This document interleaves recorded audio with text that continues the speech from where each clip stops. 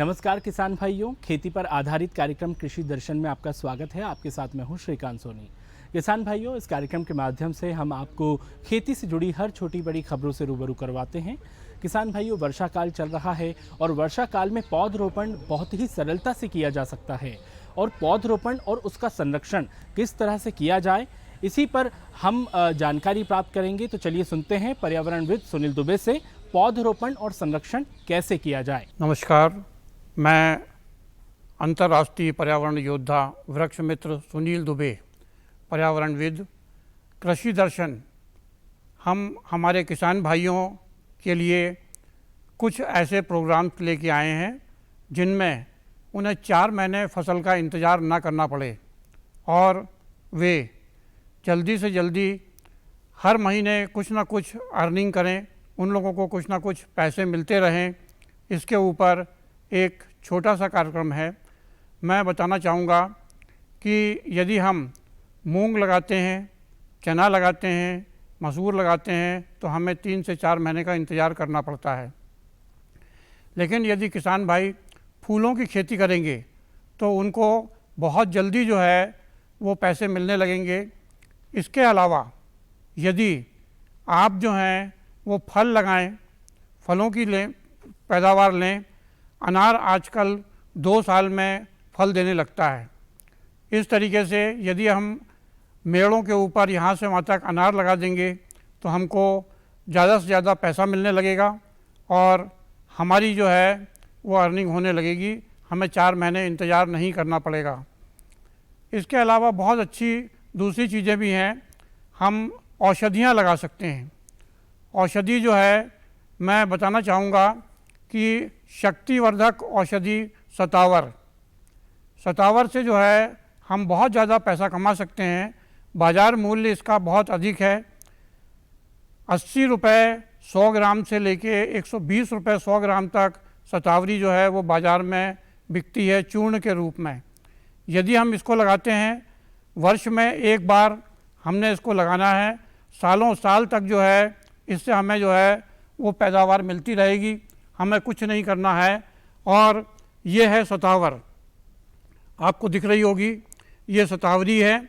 और इस शतावरी से हम जो हैं इसके बीज से इसकी बेल लगा देंगे मेड़ों के ऊपर, और जब ये बेल फैलेगी इसमें फूल लगेंगे और फूल के बाद में इसमें कंद लगते हैं। नीचे जो हैं जैसे सफ़ेद मूसलियाँ होती हैं, इस तरीके से इसमें मूसलियाँ लगेंगी। और इसमें लगने वाली मूसलियाँ हम सुखाकर यदि उनको बेचते हैं तो हमें लगभग 2000 रुपये किलो के हिसाब से बाज़ार में बिक जाएगी। इतनी महंगी कोई भी फसल हमें नहीं मिलेगी। और इसमें से जिस वक्त बीज निकलेंगे वो बीज वहीं पे गिर के दूसरे पौधे तैयार हो जाते हैं और इसी से हमें जो है पौधों को दूसरे लगाने की आवश्यकता नहीं पड़ेगी और वहीं से हमें जो है वो फसल मिलती रहेगी। 4 महीने गेहूं का इंतज़ार करना, उसके बाद में जो है रबी और खरीफ की फसल जो है उसमें हमें 3-3, 4-4 महीने का इंतज़ार करना पड़ता है। उससे ये बहुत ही साधारण उपाय है। हम इससे जो है ज़्यादा से ज़्यादा पैसे कमा सकते हैं। इसके अलावा इसमें किसी भी प्रकार की कोई खाद डालने की आवश्यकता नहीं है। ये स्वतः ही अपने आप में बहुत ज़्यादा शक्तिवर्धक है। किसान भाइयों से, हमारे अन्नदाताओं से एक विनती है, हाथ जोड़ के निवेदन है कि यदि वे कीटनाशकों का उपयोग कर रहे हों तो केमिकली कीटनाशकों का उपयोग न करें। उनके घर के आसपास ऐसे बहुत सारे पौधे पाए जाते हैं, ऐसी बहुत सारी खरपतवार पाई जाती है जिनसे वे कीटनाशक बना सकते हैं। उन लोगों के घर में यदि गौ माता है तो गौमूत्र का उपयोग करें, नीम के पत्तों का उपयोग करेंगे। इसके साथ साथ हम देखते हैं अकौवा जिसको हम बोलते हैं, अकौवे के पत्ते, इनको जो है वो गौमूत्र में डाल के कुछ दिन सड़ने के लिए छोड़ दें। इसके बाद में छान कर इसको निकाल लेंगे और जब छान के हम निकालते हैं तो इसको जैसे कीटनाशक का उपयोग करते हैं फसल में, उसी तरीके से इसका छिड़काव कर सकते हैं। उसके छिड़काव से जितने कीट हैं वे सभी कीट जो हैं वो दूर भागने लगेंगे और वहाँ पे हमारी फसल को होने वाला नुकसान वो नुकसान नहीं होगा। हम केमिकली कीटनाशकों का उपयोग करने के कारण हमें शारीरिक बहुत ज़्यादा जो है व्याधियाँ उत्पन्न हो जाती हैं। पंजाब सभी जानते हैं, कृषि के मामले में पंजाब सबसे अग्रणी प्रदेश रहा है, लेकिन वर्तमान में वहाँ की स्थिति किसान भाइयों से छुपी हुई नहीं है। एक ट्रेन चलती है वहाँ से, जिस ट्रेन का नाम है कैंसर ट्रेन। उसमें सिर्फ कैंसर के पेशेंट होते हैं। और उसका कारण क्या, ऐसा क्या कारण है कि वहाँ से कैंसर के पेशेंट ही आते हैं? जो कीटनाशकों का उपयोग करते हैं किसान भाई, उनका उपयोग करने के कारण उन लोगों को वो जो हवा होती है उसमें जो केमिकल उड़ता है, और उसके कारण वहाँ पर जो है उन लोगों को स्किन कैंसर, माउथ कैंसर, आँत का कैंसर, आँखों का कैंसर या अन्य तरीके के बहुत सारे कैंसर जो हैं वो हो जाते हैं। लेकिन हम यदि देसी उपचार करेंगे तो उससे जो है किसी भी तरीके का नुकसान नहीं होगा और हमें बहुत ज़्यादा लाभ होंगे। मैंने जैसे बताया कि गौमूत्र के अंदर यदि हम अरंडी के पत्ते, नीम के पत्ते और अकाव के पत्ते डाल देते हैं और इनको उसमें कुछ दिन सड़ने के बाद में उसमें पानी डालकर उसका छिड़काव करेंगे, तो उसके छिड़काव के कारण, जैसे हम उसका छिड़काव करते हैं, स्प्रे करते हैं, तो स्प्रे करने के कारण जो पेड़ों में जहाँ भी कोई कीट है या कीट लगने की संभावना है, उससे जो है वो वहाँ कीट नहीं लगेगा और फसल को जो है वो फ़ायदा होगा। और इसी के कारण हमें होने वाली बीमारियाँ, वो बीमारियाँ भी जो है वो नहीं होंगी। तो इस तरीके से कीटनाशकों का उपयोग हम जो हैं स्वतः ही हमारे घर के आसपास लगे हुए वृक्षों से, झाड़ियों से बड़े आसानी से कर सकते हैं। इसके अलावा मैं बताना चाहूँगा कि मिट्टी परीक्षण, हमें हमारी ज़मीन पे, भूमि पे उसका मिट्टी परीक्षण ज़रूर करा लेना चाहिए, क्योंकि उससे हमें ये पता चल जाता है कि हम कौन सी फसल लगा सकते हैं और उस फसल में कितनी ज़्यादा हमको जो है वो धनराशि मिल सकेगी। इसलिए किसान भाइयों को इस बात का बिल्कुल ध्यान रखना चाहिए कि हमें मिट्टी परीक्षण अवश्य करवा लें। मिट्टी परीक्षण करवाने के बाद में हमें पता चल जाएगा कि कौन सी हमको फसल लगानी है। इसके साथ साथ मैं बताना चाहूँगा कि यदि आप चाहें तो फल लगा सकते हैं। जैसा मैंने पूर्व में भी बताया, एक बार फल लगाएं और 3 वर्ष तक जो है वो आपको फसल दूसरी लगाने की आवश्यकता नहीं होगी। 4-4 महीने जिस तरीके से हम फसल लगाते हैं और इंतज़ार करते हैं पैसों का, हम पपीते की फसल लगा दें, पपीते के पेड़ लगा दें, उनसे हमको 3 वर्ष तक लगातार जो हैं वो पपीते प्राप्त होते रहेंगे। इसके साथ साथ उसी के नीचे हम चाहें तो सब्जियां भी लगा सकते हैं, उसमें टमाटर लगा दें, भिंडी लगा दें, इस तरीके से, क्योंकि इनकी हाइट जो है, इनकी ऊंचाई जो है वो कम होती है और पपीते की ऊंचाई ज़्यादा होती है। हम देखेंगे कि जिस तरीके से हमने इन फसलों को लगाया है, उन फसलों से होने वाले हमें लाभ, उसके कारण किसान 4 महीने तक इंतज़ार नहीं करेगा और उसको जो है रोज़ की इनकम भी हो सकती है, मंथली इनकम भी हो सकती है। जिस तरीके से फल निकालेगा, सब्जियां निकालेगा, उसको अधिक से अधिक जो है वो लाभ होगा। तो किसान भाइयों से, हमारे अन्नदाताओं से मेरा जो है विनम्र निवेदन है कि वे लोग जो हैं वो इस तरीके से नवीन पद्धति में आप जो जा रहे हैं, जो केमिकलों का उपयोग कर रहे हैं, उसके कारण होने वाली हानियाँ, उनसे बचने के लिए हम पुराने संसाधनों का उपयोग करें, उसका उपयोग करें। हम देखेंगे कि हम गेहूं निकालने के बाद में गेहूं हार्वेस्टर से काट लेते हैं। वर्तमान में हार्वेस्टर बहुत अच्छे आ गए हैं, जो हार्वेस्टर 3 इंच से करीब करीब जो है वो गेहूं को काट लेता है।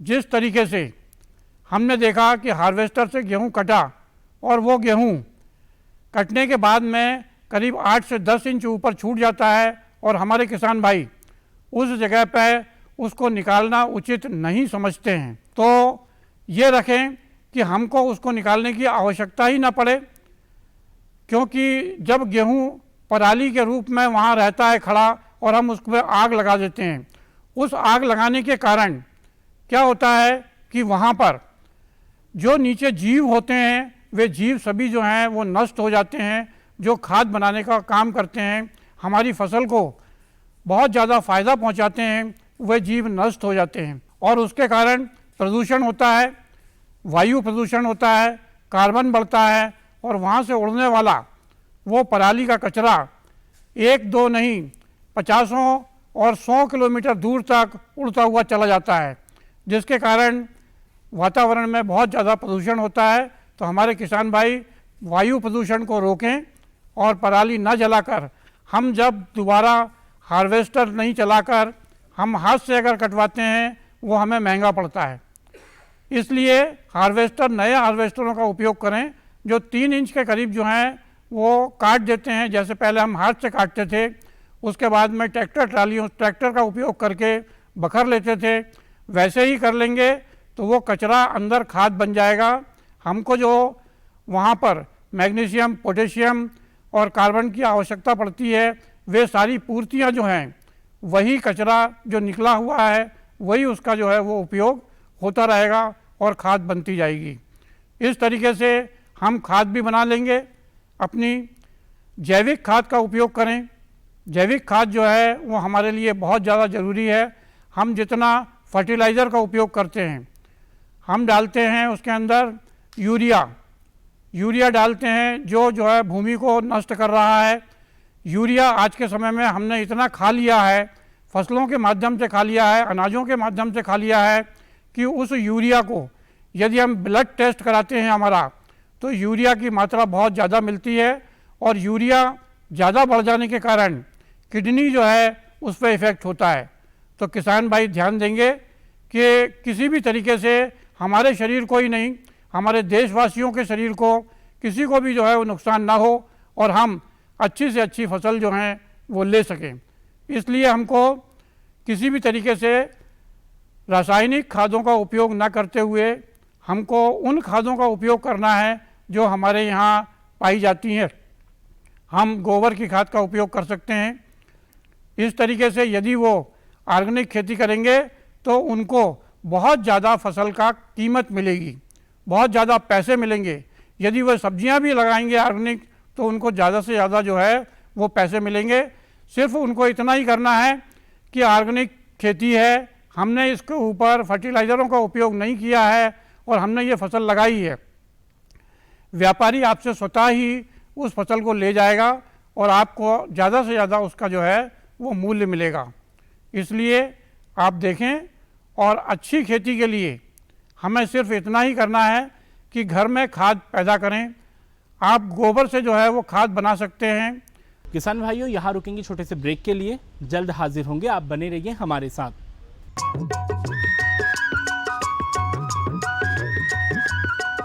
अरे सुन तो। मुझे क्या सुनाना चाहते हो? जो सुनाओ मेरी सौतन को। किसको? अरे वही तुम्हारा मोबाइल फोन जिससे सुबह शाम दिन रात चिपके रहते थे और कहते थे किसान कॉल सेंटर से बातें हो रही हैं। अच्छा ये बात है। हाँ, क्यों, क्या हुआ? अब बात नहीं होती क्या? अब तो झट से बात हो जाती है। संबंधी समस्याओं का अपनी भाषा में तुरंत हल पाने के लिए पूरे भारत में किसी भी फोन से हेल्पलाइन नंबर पर संपर्क करें। किसानों का दोस्त किसान कॉल सेंटर।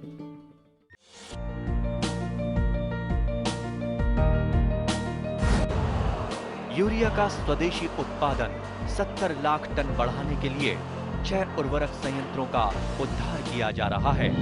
FCIL के गोरखपुर, सिंदरी, तलचर और रामागुंडम संयंत्र, HFCL की बरौनी इकाई और BVFCL की नामरू फोर्थ। सोने पर सुहागा ये है कि देश में अब बनेगा सिर्फ नीम लेपित यूरिया, क्योंकि इससे होगा किसानों का फायदा ही फायदा।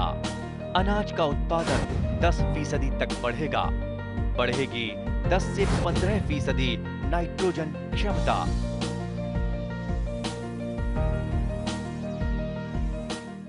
किसान भाइयों, ब्रेक के बाद आपका एक बार फिर स्वागत है।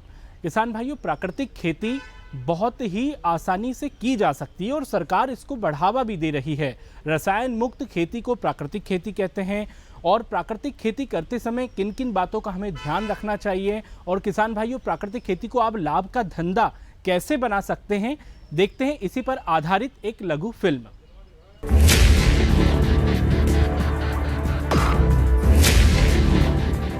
भोजन, जल और शुद्ध वातावरण हमारे जीवन का मुख्य आधार है और कृषि इसका मूल स्तंभ। पिछले 60 वर्षों में विज्ञान आधारित कृषि का व्यापक प्रसार हुआ है। साथ ही कृत्रिम संसाधनों के बढ़ते प्रयोग से कृषि की सतत क्षमता पर चिंताएं बढ़ी हैं। प्रधानमंत्री श्री नरेंद्र मोदी जी के दूरदर्शी नेतृत्व के अंतर्गत रसायन मुक्त जैविक खेती एक महत्वपूर्ण प्रयास है। रसायन मुक्त जैविक खेती को बढ़ावा देने के लिए 5 वर्ष पूर्व सरकार ने परंपरागत कृषि विकास योजना तथा उत्तर पूर्व भारत में जैविक मूल्य श्रृंखला योजनाएं आरंभ की। ऑर्गेनिक फार्मिंग को देश भर में बढ़ावा देने के लिए सरकार अनेक प्रयास कर रही है। इसके लिए परंपरागत कृषि विकास योजना के तहत काम किया जा रहा है। न सिर्फ ऑर्गेनिक फार्मिंग को बल दिया जा रहा है, बल्कि उसके लिए वैल्यू एडिशन और मार्केट की व्यवस्था भी की जा रही है। भारत सरकार एवं किसानों के सम्मिलित प्रयासों से आज देश के लगभग 36 लाख किसान 38 लाख हेक्टेयर क्षेत्र में जैविक खेती कर रहे हैं। इसके अतिरिक्त हमारे देश के अनेक ऐसे क्षेत्र हैं जहां आज भी पारंपरिक जैविक खेती हो रही है। इन पारंपरिक जैविक क्षेत्रों को जैविक प्रमाणीकरण सुलभ कराने हेतु पीजीएस के अंतर्गत लार्ज एरिया सर्टिफिकेट का प्रावधान किया गया है। इस प्रक्रिया की विशिष्टता ये है कि इसमें प्रमाणीकरण मात्र 2 से 3 महीनों में हो जाता है, जबकि सामान्य परिस्थितियों में इसमें 2 से 3 वर्ष का समय लगता है। अंडमान निकोबार केंद्र शासित प्रदेश के कार निकोबार एवं नैन काउरी द्वीप समूह देश के सर्वप्रथम ऐसे प्रमाणीकृत जैविक क्षेत्र हैं। अभी हाल ही में संपूर्ण लक्षद्वीप को जैविक खेती के रूप में प्रमाणित किया गया है। वर्ष 2016 में सिक्किम राज्य पूर्ण जैविक कृषि राज्य के रूप में प्रमाणित हो चुका है। सुदूर उत्तर में हिमालय श्रृंखला के बीच स्थित लद्दाख ने भी पूर्ण जैविक के लक्ष्य की ओर बढ़ना शुरू कर दिया है। जैविक उत्पादों को बाजार सुलभ कराने तथा किसानों की उपभोक्ताओं तक पहुंच बनाने के लिए एक समर्पित जैविक खेती पोर्टल भी बनाया गया है। जैविक खेती पोर्टल के जानकारी मंच और विपणन मंच के माध्यम से किसानों को उच्च गुणवत्ता उत्पादन तथा बाजार उपलब्ध कराया जा रहा है। आशा है देश के सभी राज्य अपने जैविक क्षेत्रों का विस्तार करेंगे और देश में जैविक कृषि क्रांति को मजबूत करने में योगदान देंगे। जैविक उत्पादों की देश और विदेशों में बढ़ती मांग तथा जैविक उत्पादों का बढ़ता बाजार, किसानों की उपभोक्ताओं तक पहुंच तथा जैविक एफपीओ द्वारा जैविक कृषि व्यापार में भागीदारी हमारे किसानों को अपनी आय बढ़ाने का अवसर दे रहा है। पिछले 5 वर्षों में जैविक कृषि उत्पादों का निर्यात दोगुने से अधिक बढ़कर 7,000 करोड़ रुपए से अधिक का हो गया है और इसमें प्रतिवर्ष 20% से अधिक की वृद्धि हो रही है। उम्मीद है पारंपरिक क्षेत्र के किसान भी इस बढ़ते बाजार से लाभान्वित होंगे और जैविक कृषि आंदोलन को आगे बढ़ाएंगे। किसानों की मुस्कान समृद्ध हिंदुस्तान की है पहचान।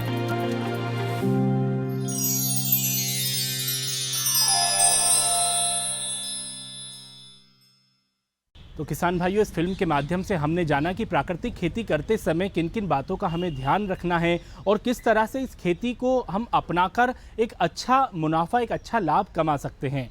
किसान भाइयों, कृषि दर्शन के माध्यम से हम आपको खेती से जुड़ी हर खबरें बताते हैं। तो चलिए अब देखते हैं खबरें खेती की। नमस्कार किसान भाइयों, स्वागत है आप सभी का खबरें खेती में। आइए सबसे पहले नजर डालते हैं मुख्य समाचारों पर। पशुधन की देखभाल करना जरूरी, 316 मिलियन टन उत्पादन का अनुमान। कृषि ऋण ब्याज छूट से किसानों को होगा लाभ। सोयाबीन को तना छेदक कीट से बचाए और मिर्च की रोग व्याधियों से सुरक्षा। और अब खबरें विस्तार से। भारतीय पशु चिकित्सा अनुसंधान संस्थान बरेली के 10वें दीक्षांत समारोह को केंद्रीय कृषि एवं किसान कल्याण मंत्री श्री नरेंद्र सिंह तोमर ने संबोधित करते हुए कहा कि प्रकृति और पशुओं का रिश्ता अटूट है। मनुष्यों के साथ साथ पशुधन पक्षियों की देखभाल और उनके स्वास्थ्य की चिंता करना भी हमारा कर्तव्य है।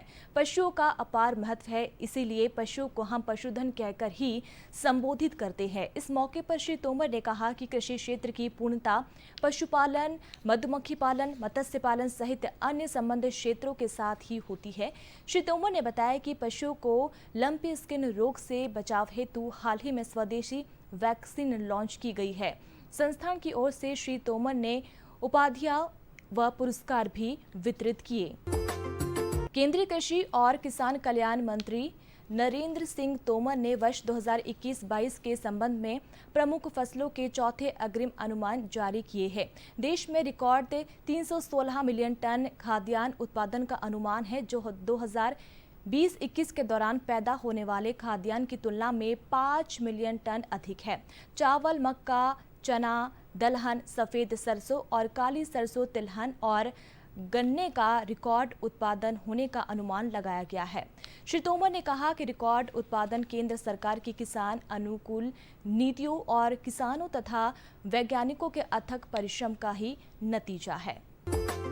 मुख्यमंत्री शिवराज सिंह चौहान ने केंद्रीय कैबिनेट द्वारा लिए गए कल्याणकारी फैसलों के लिए प्रधानमंत्री नरेंद्र मोदी के प्रति आभार व्यक्त किया है। श्री चौहान ने कहा कि देश के किसानों को राहत देते हुए 3 लाख रुपए तक के लघु अवधि के कृषि ऋण पर 1.5% प्रतिवर्ष की ब्याज में छूट को मंजूरी तथा कर्ज देने वाली संस्थाओं को 1.5% ब्याज सहायता देने का फैसला महत्वपूर्ण है।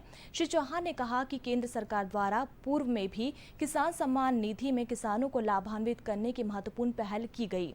मध्य प्रदेश के किसानों को इस निधि में बढ़ी हुई राशि के साथ व्यापक लाभ प्राप्त हुआ है। श्री चौहान ने कहा कि केंद्रीय कैबिनेट के निर्णय से स्थानीय और सहकारी बैंकों की हालत सुधरेगी, ग्रामीण अर्थव्यवस्था में भी तेजी आएगी। तनाछेदक कीट सोयाबीन की फसल की 30 से 75 दिन की अवस्था तक बहुत सक्रिय रहता है। इल्ली सफेद कोमल शरीर वाली और इसका गहरा सिर होता है। मुख्य तने को और पत्तियों के डंठलों को देखकर वयस्क के आक्रमण को देखा जा सकता है। इल्ली को खोजने के लिए मुड़ी हुई पत्तियों को खोलकर देखा जा सकता है। इस कीट की मादा तने के ऊपरी भाग तथा पत्ती के डंठल पर 2 चक्र बनाती है तथा नीचे वाले चक्र के पास 3 छोटे छोटे छेद बनाकर बीच वाले छेद में अंडे देती है।